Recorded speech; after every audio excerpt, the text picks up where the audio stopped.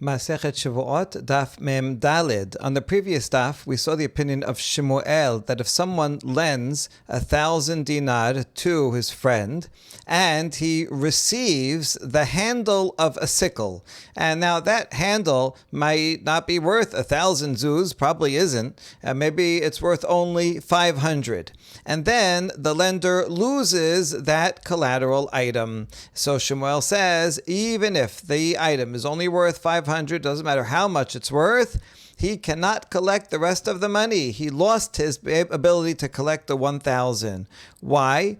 Because by accepting this thing as collateral, he's accepting it as potential payment. He's saying, I agree that if you don't come, if you don't pay, or something happens, then I will take this as the payment instead. So if he has the item, then yes, he can always say, here, take back the deposit and give me my 1,000 dinar. He can definitely do that. But if he lost it, then we assume that he accepted this collateral as payment, and that's it. He cannot collect any more. Too bad for him. So now we're going to analyze this further and suggest, Lema ketanae, is the opinion of Shemuel dependent on the following machloket between two Tanaim, and one will agree and one won't agree, or Shemuel rather will agree with one Tana but disagree with the other. As a Braita teaches, Hamalveh et chavero ala mashkon ve'avada mashkon yishaba v'yitol me'otav diber bi Eliezer. Someone lends money to his friend and takes a collateral, and then the collateral gets lost, then the lender simply needs to make a vow that it was lost and he can still collect his money, according to the Rabbi Eliezer. So we see that Shemuel is not in accordance with the Rabbi Eliezer, because Shemuel would say, once he lost the collateral, that's it, the collateral is taken as payment. He cannot collect any money. Rabbi Eliezer, however, says he can. So Shemuel would not be in accordance with Rabbi Eliezer. Rabbi Akiva omer yacholu sheyomar lo kelum hilvitani ela la mashkon avad mashkon abedu me'otecha. Whereas Rabbi Akiva says that the borrower can say, didn't you lend me because of the collateral? You didn't trust me, so you took the collateral instead. So therefore, you're considering the collateral equal to the amount of the loan. Whatever was worth on the market, you're considering it to be a potential payment for the loan. And therefore, since you lost the collateral, it's your fault, so that's it. You cannot collect any more. This is in accordance with Shemuel. The Baraita continues to bring a case where they happen to agree. Everybody,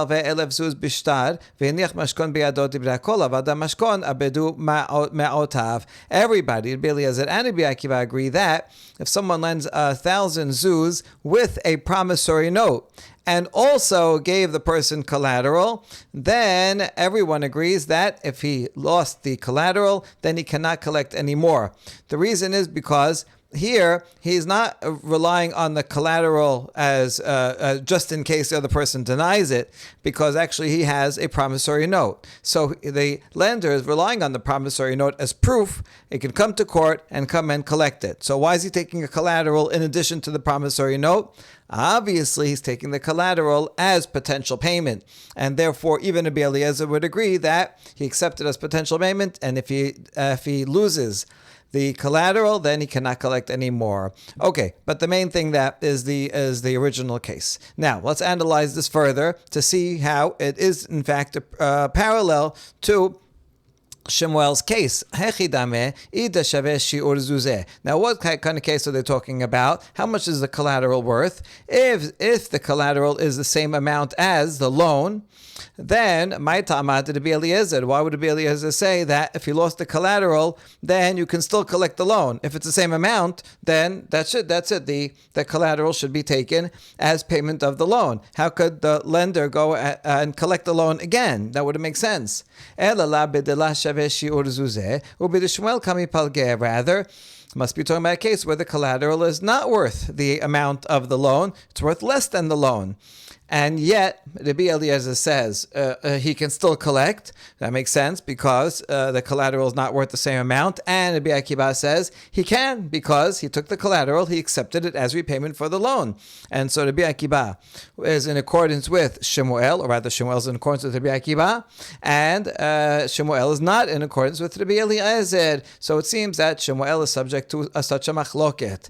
And now we reject this. La b'dela shaveh kula alma let lehu Shmuel. No, in fact, if the collateral is not worth the amount of the loan, as we just concluded is the case, then everybody would agree that they do not follow Shemuel. If the collateral is less, then the borrower can say, you lost the collateral, and that's your fault. The lender could say, okay, fine, I lost the collateral, but the car was only worth 500, so you still owe me another 500. Everybody agrees in that case against Shemuel. So what is the machloket? And here, in fact, the machloket between Rabbi Eliezer and Rabbi Akiva is when the collateral is worth the same amount as the loan. Now, we asked about this before. Then why would Rabbi Eliezer say that you can still collect it? Oh, the answer is Ube de Rabbi Yitzchak kami palge. De Amar Rabbi Yitzchak menayin lebal chov shekone mashkon shenemar ulcha tiyeh tzedaka.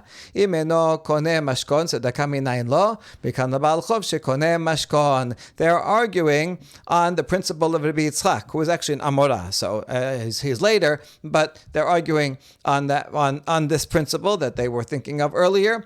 For Rabbi Yitzchak says, how do you know that a lender acquires the collateral? In other words, while he's holding onto the collateral, it's considered his own property. That'll make a big difference. If it's his own property and he loses it, then he is responsible for it. If it's not his own property, if it's only a shomer chinam and it gets lost, then he's not responsible for it. So it's going to make a big difference, as we'll show in a second. Anyway, how do you know, according to the Yitzchak, that a lender who's holding on to a collateral item owns it? Because the pasuk says regarding a lender who has to return it because the borrower needs it at night as clothing, needs it as a millstone. It says, give it back to the person to use at night. Ulchati tzedakah, and that can be considered charity for you. Now, what do you mean? Why would it be considered charity? If he did not acquire it for himself, then why is it charity? In other words, if the lender is only holding on to it as a shomer and he gives it to the borrower when the borrower needs it, let's say it's night clothing, and he gives it to him at night, then that's not charity. He's giving him something that belongs to the borrower himself. You'd only call it charity if it actually transfers ownership, belongs to the lender, and the lender does a great act of righteousness to say, this is totally mine, but you know what? I will be righteous and I will let you use it during the night. So from here we can conclude that a lender owns the mashkon. Now, Rabbi Akiva will agree with this logic, and that's why Rabbi Akiva says that if he loses the item, then that's his own loss. The borrower can say, listen, I gave you the collateral item, and that belonged to you. So that's it belonged to you, and you lost it. You lost your own property, and you have to give it back to me because it's only a collateral after all. So if you want me to pay you, then give me back the collateral. But you can't give back the collateral because you lost it. It's your loss because while it's in your possession, it's your ownership, and that's why Rabbi Akiva says once he loses the collateral, he cannot collect. Whereas Rabbi Eliezer disagrees with Rabbi Yitzchak, and he says that the collateral is in the hands of the lender, but he's acting as a shomer, and in this case shomer chinam, because he's not getting any personal benefit from it. And the law is that a shomer chinam, if whatever thing that he's watching gets lost or stolen, he is not responsible. And therefore, the lender can say, listen, I was watching your item for free. Got lost or stolen, not my problem. That's your loss. But you still owe me the money. And he can still collect. And that's the reasoning of Rabbi Eliezer. So in fact, this case is talking about where the collateral, it could be the same amount as the loan, and yet Rabbi Eliezer would say, this answers our question from before, that the lender can collect because he was only a shomer. And the point is that everybody disagrees with Shemuel. If it would be a different value, then that would be a different story. Certainly, according to Rabbi Eliezer, he could collect, and even according to Rabbi Akiva, he would be able to collect the difference, because if he gave an item of only 500, So then the lender can say, oh, I'm sorry, I lost your item. The borrower says, that's your problem because it was yours at that time. You weren't a shomed, you were an owner. So you lost your own thing, and I already gave that to you as payment. So now I only owe you another 500. So everybody would agree that against Shemuel that if the item was worth less than the loan, then the lender can collect. The machloket is when it's equal to the value of the loan, where Rabbi Akiva says that's it. The borrower can say, I gave you this item, it was yours, so I paid back the loan with that item, which is of equal value, and you lost it on your own terms. You were the owner. And Rabbi Eliezer would say, no, he's only a shomer, and the shomer is not responsible to pay for the lost item, and so the borrower still has to pay again. And now we question that explanation. This is really, do you want to say that the opinion of Rabbi Yitzchak is subject to a machloket tanaim? Does that make sense? Rabbi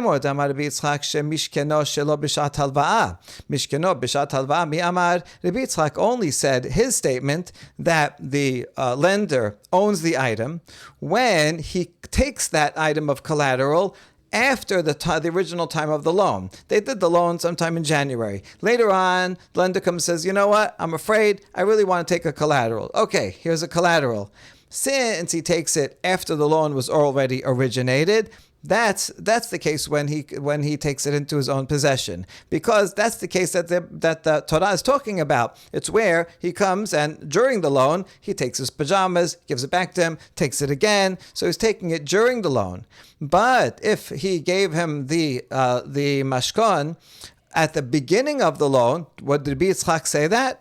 Maybe not. Presumably not. If he gives him the mashkon at the beginning of the loan, then he's saying, listen, here, take this as a collateral and just hold on to it. And it's not yours. So Rabbi Yitzchak did not think that it transfers ownership if it's at the beginning of the loan, because then it's clear it's only holding on to it as a collateral, but there's not ownership. There's only ownership if it's given in the middle of the loan. And so therefore, Rabbi Yitzchak, the machloket cannot revolve around Rabbi Yitzchak.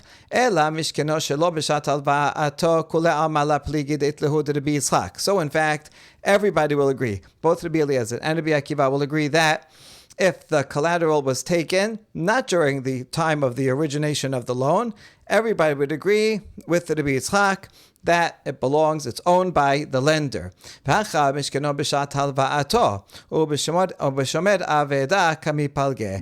our case of Rabbi Eliezer and Rabbi Akiva is talking about a case where someone took the collateral at the original time of the loan, and therefore Rabbi Yitzchak is not relevant to this. Rather, the machloket between Rabbi Eliezer and Rabbi Akiva involves the status of someone who watches a lost item. If I find a lost item that it belongs to someone, and while I'm looking for that person, I have to safeguard it. So what am I considered at that time? So there's a machloket. Itma shomer abeda Rabba amar keshomer chinam. So Rabba says that someone who finds a lost item and is watching it, he's a shomer chinam. I'm not getting paid to watch this item, this wallet that I found in the street. So therefore, if it gets lost and stolen while I am holding on to it, I am not responsible. Whereas Rav Yosef amar keshomer sachar. Rav Yosef says that I found a wallet in the street, I'm holding on to it, I am considered a shomer sachar. The reasoning of Rav Yosef is that I'm getting a mitzvah for watching the item. That's a mitzvah to return a lost item. And since I'm doing this mitzvah, that actually has financial benefit because I don't have to involve myself in other mitzvot that can involve expending money. So I am benefiting both materially and spiritually from doing this mitzvah, and that's called a shomer sachar. Therefore, if I would lose this wallet or it would get stolen, I am actually responsible for it. And so we can match this up. Someone with our machloket, someone who lends money to someone else is also doing a mitzvah. So Rav Yosef would say, okay, that person is doing a mitzvah. He is a shomer sachar. And that would be in accordance with Rabbi Akiva's ruling. Rabbi Akiva says, oh, you're a shomer sachar, so therefore you're responsible for the collateral if it gets lost or stolen. If it gets lost and stolen, so that's your problem. problem. That's it. You lost what you were holding. The borrower can say, I gave you a collateral, so that's my payment, and you're responsible for its loss. I'm not paying anything more. Whereas Rabbi Eliezer would agree with Rabbah, or the other way around, Rabbah would agree with Rabbi Eliezer that he is considered a shomer chinam, and a shomer chinam is not responsible for what he watches, and therefore the lender says, listen, I was holding onto the collateral, but I was not getting any benefit out of it, so I'm a shomer chinam. The fact that it got lost or stolen, that's your loss, too bad, sorry for you, but you still have to pay me the loan, the full amount of the loan. So that's the base of their machloket. But we reject this too. Lema de Rav Yosef Tana'ehi. Really? Are you going to say that Rav Yosef is dependent on the machloket? Lo b'shomer aveda dekula ama'it lehu de Rav Yosef. No, if you're talking about someone who's watching a lost item, everybody would agree with Rav Yosef that he's considered a shomer sachar because he's doing a mitzvah. And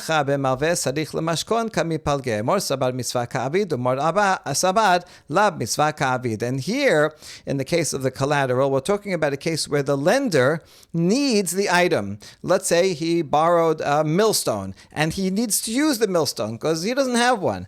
And so he borrows this millstone and he's using it every day, and he will deduct, in order for that shouldn't be ribit, interest, he'll deduct the amount that he uses it from the loan. And in that case, what do we consider that? Rabbi Akiva thinks he's still doing a mitzvah, even though he's benefiting from it, but he's also deducting from the loan for it, but he's doing a mitzvah of lending money, and since he's doing a mitzvah, he is a shomer sachar. And as a shomer sachar, he is responsible for anything getting lost or stolen. Since he's responsible for getting lost or stolen, that's it. The borrower says, I gave you the collateral, so that's your payment, and you're responsible for its loss, not my problem, and doesn't have to pay anything else.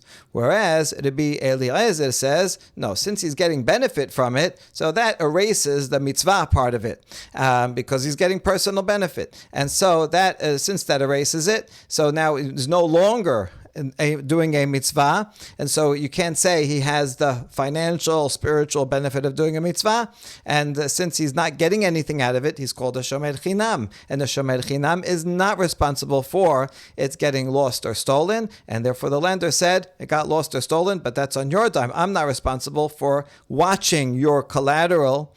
It got lost or stolen, that's your loss, and you still have to pay me, and so that's the final explanation of Rabbi Eliezer and Rabbi Akiva. We next return to the statement of Shemuel and suggest that his opinion is the subject of a different machloket between two Tanaim. Lema ketana'eh, hamavet chabero ala mashkon v'nichnesa shemita. אף על פי שאינו שווה אלא פלגה, אינו משמט. דברי רבן שמעון ben Gamliel.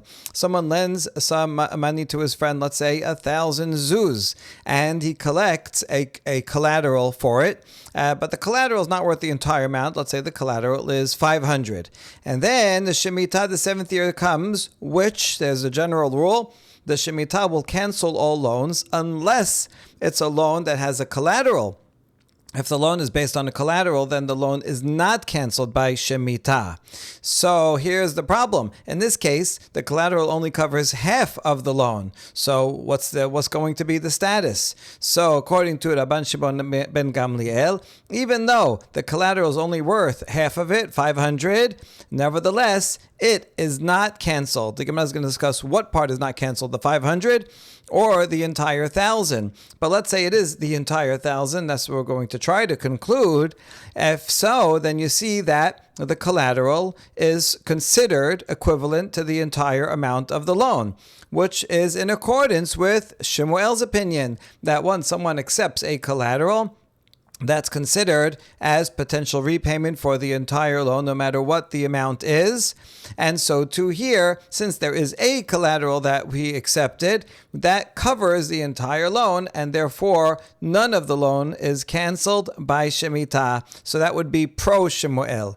Rabbi Yehuda HaNasi Omer, Im haya karno keneged chovo eno mishamet v'im lav mishamet. However, the Yehuda Nasi disagrees and says if the mashkon was equal to the value of the loan, then the loan will not be canceled at all. If $1,000 item, $1,000 loan covers the whole thing. But if it doesn't cover the entire amount, let's say it only covers 500. Okay, so 500 won't be canceled, but the other 500 will be canceled. And you see, according to the Yehuda Nasi, that would disagree with Shemuel, and he would say that the collateral is only worth its own monetary value, and so that could be deducted, but the rest of it can be collected.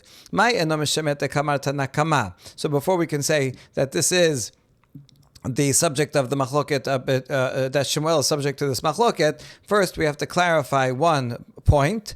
What does it mean when it says, Tanakama says, it is not canceled, that when it covers half of it, then it is not canceled. Maybe only part of it is not canceled. So if the collateral is worth 500, according to Rabban Shimon ben Gamliel, 500 is canceled, 500 is not canceled. That's what Eno Mishamet means. If you say that, then there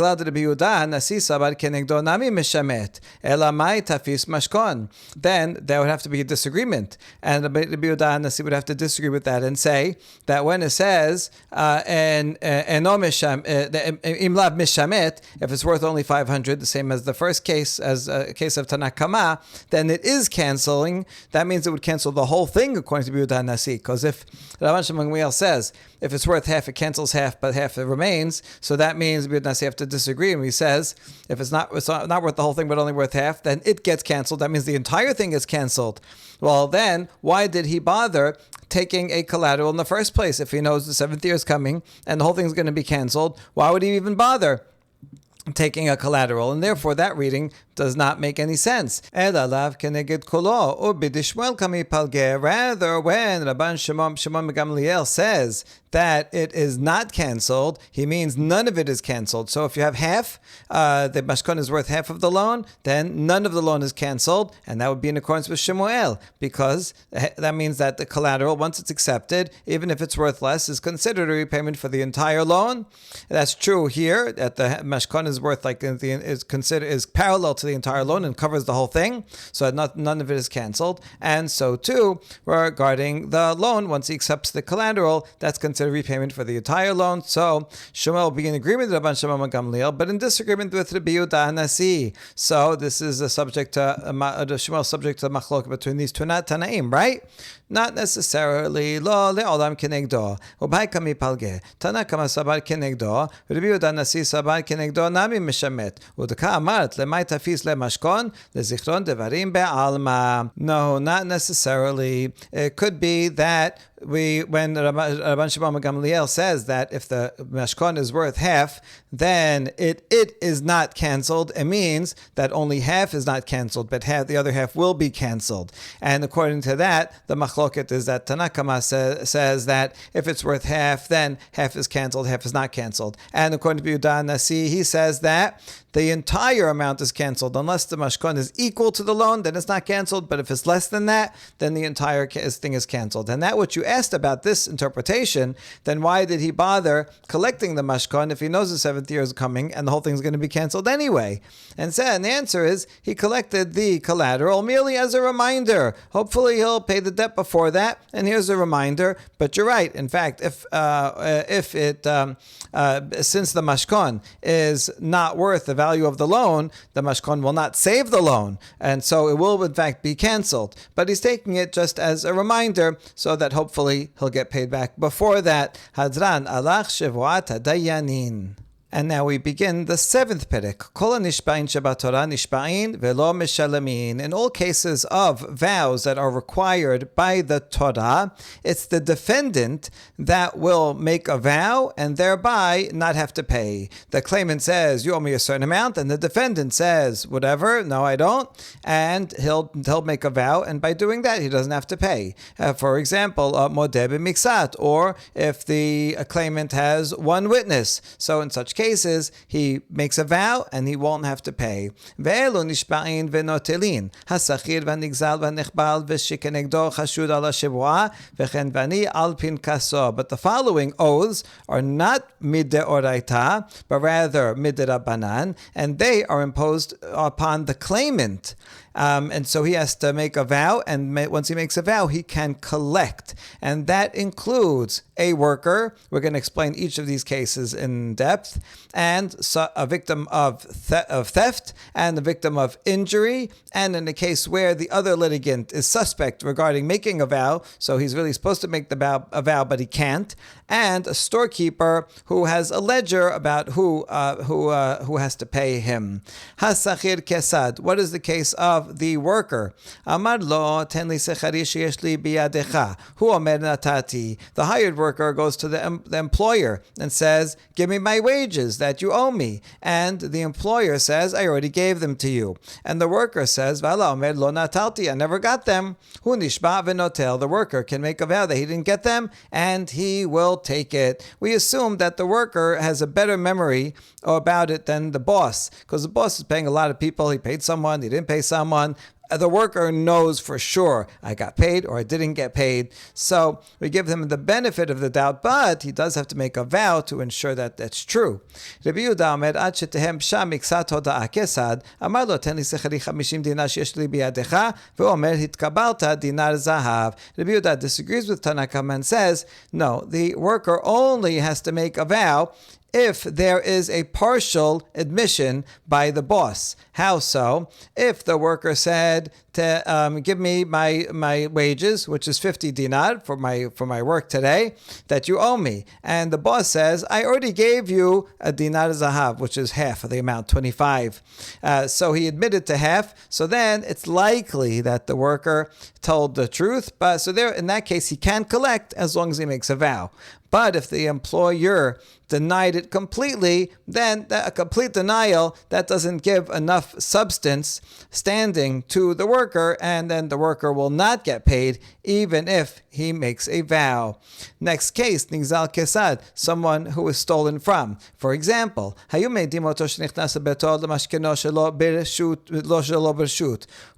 kelai natalta. Let's say there were witnesses that a lender came into the house of a borrower without permission, and then the borrower says, you took my stuff, you came, entered, you barged in, trespassed, and you took things from my house without permission as collateral, but you took them without permission, so that's stealing.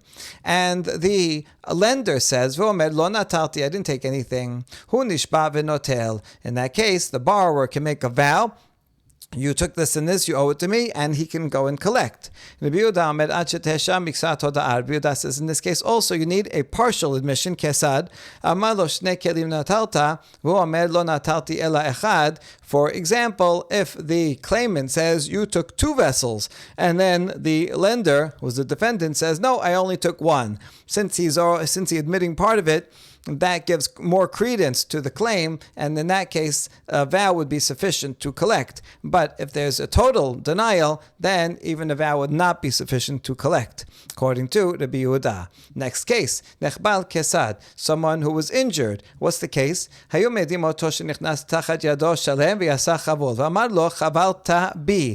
are witnesses that this guy, the claimant, entered into the domain of someone else, and he was totally healthy when he went in. But when he came out, he had a black eye, he's limping, he had all kinds of injuries. And he comes and claims, the guy who went in claims, I went into your domain and you hit me. But the defendant says, no, I wasn't me. I didn't hit you. I don't know how you got those injuries. It wasn't me. In that case, the injured party who's claiming can make a vow that it was him, and he can collect his damages. Here too, Rabbi Yehuda says there has to be a partial admission. Kesad, Amar lo chavalta bi shetayim v'hala omer lo chavalta becha ela echad. That would be a case where the defendant says, where the injured party says, you hit me twice, and the defendant says, no, I only hit you once. It's true I hit you once, so I'll pay you for that one black eye, but the other black eye, that wasn't me. And in that case, that gives more credence to the claim, and so there it's sufficient for the claimant to make a vow and collect. Baruch Adonai le'olam, amen ve'amen.